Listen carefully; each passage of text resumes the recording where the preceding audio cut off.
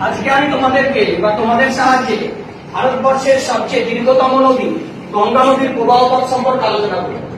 লক্ষ্য করে দেখো, এইখানে আমরা একে করেছি হচ্ছে গোমুখ, তাই তো?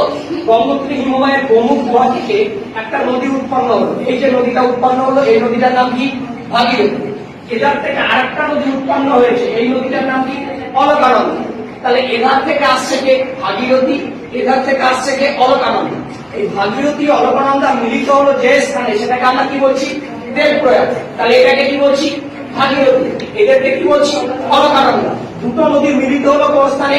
দেবপ্রয়াগে। এই দুটো নদীর জল দেবপ্রয়াগে মিলিত হয়ে একটা প্রবাহ হিসাবে প্রবাহিত হতে শুরু করলো।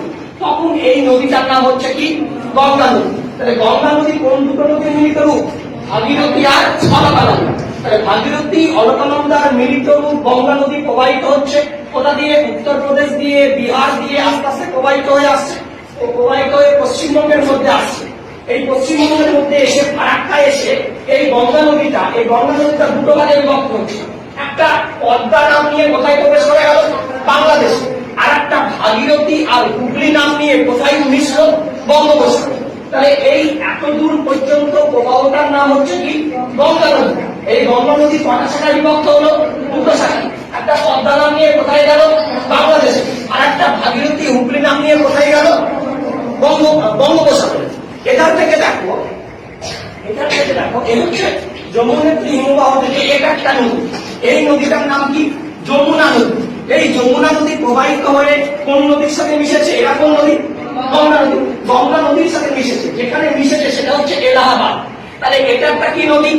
যমুনা নদী, যেটা গঙ্গার প্রধান উপনদী। সেটা কোথায় মিলিত হয়েছে? এলাহাবাদে। কোন নদীর সাথে? গঙ্গা নদীর সাথে।